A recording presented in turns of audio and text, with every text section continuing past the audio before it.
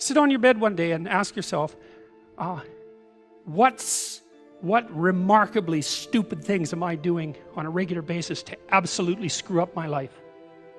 And if you actually ask that question, but you have to want to know the answer, right? Because that's actually what asking the question means. It doesn't mean just mouthing the words. It means you have to decide that you want to know. You'll figure that's out so fast it'll make your hair curl. There's no better pathway to self-realization and the ennoblement of being than to posit the highest good that you can conceive of and commit yourself to it.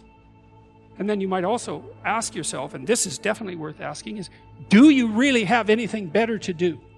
And if you don't, well, why would you do anything else? If you orient yourself properly and then pay attention to what you do every day, that works. And I actually think that that's in accordance with what we have come to understand about human perception, because what happens is that the world shifts itself around your aim, because you're a creature that has an aim. You have to have an aim in order to do something. You're an aiming creature. You look at a point and you move towards it. It's built right into you. And so you have an aim. Well, let's say your aim is the highest possible aim. Well then, so that sets up the world around you. It organizes all of your perceptions. It organizes what you see and you don't see. It organizes your emotions and your motivations. So you organize yourself around that aim, and then what happens is the day manifests itself as a set of challenges and problems, and if you solve them properly, then you stay on the pathway towards that aim, and you can concentrate on the day, and so that way you get to have your cake and eat it too, because you can point into the distance, the far distance, and you can live in the day. And it seems to me that that makes every moment of the day supercharged with meaning. That's how, because if everything that you're doing every day is related to the highest possible aim that you can conceptualize, well, that's the very definition of the meaning that would sustain you in your life. Well, and then the issue is, well, back to Noah. Well, all hell's about to break loose and chaos is coming. It's like when that's happening in your life, you might want to be doing something that you regard as truly worthwhile, because that's what will keep you afloat when everything is flooded. And you don't want to wait until the flood comes to start doing that, because if your ark's half built and you don't know how to captain it, the probability is very high that you'll drown. Ask and it shall be given you. Seek and ye shall find. Knock and it shall be opened unto you. For everyone that asketh receiveth, and he that seeketh findeth, and to him that knocketh it shall be opened. That sounded pretty optimistic again. But again, I think it's a description of the structure of existential reality, and by which I mean, when I'm in my clinical practice and I observe, and this is also the case with my students, is, let's say, people's lives aren't what they would like them to be. And so then you ask, why? Well, forget about tragedy and catastrophe, because that's self-evident, and we're not going to discuss that.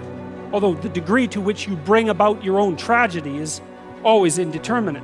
But I would never say that every terrible thing that is visited on a person is something they deserved.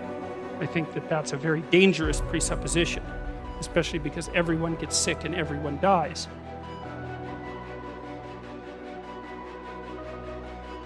But one of the main reasons that people don't get what they want is because they don't actually figure out what it is.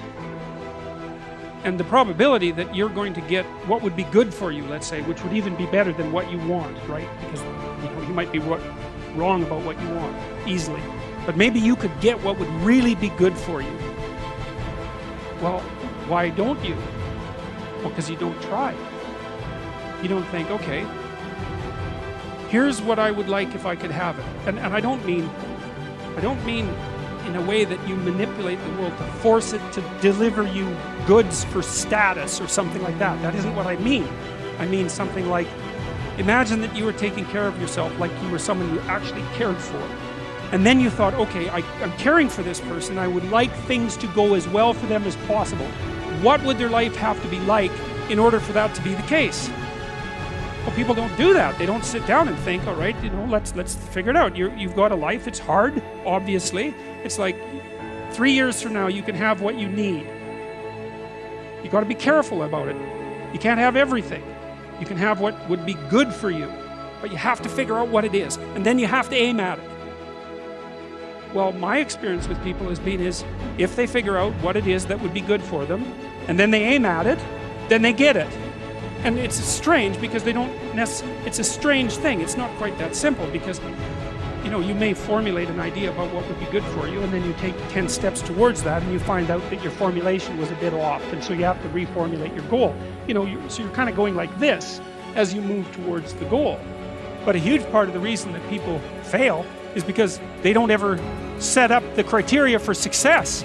And so, since success is a very narrow line and very unlikely, the probability that you're going to stumble on it randomly is 0. And so there's a proposition here, and the proposition is, if you actually want something, you can have it. Now the question then would be, well, what do you mean by actually want? And the answer is that you reorient your life in every possible way to make the probability that that will occur as certain as possible. And that's a sacrificial idea, right? It's like, you don't get everything. Obviously. But maybe you can have what you need. And maybe all you have to do to get it is ask. But asking isn't a whim or today's wish. It's like, you have to be deadly serious about it. You have to think, okay, like, I'm taking stock of myself.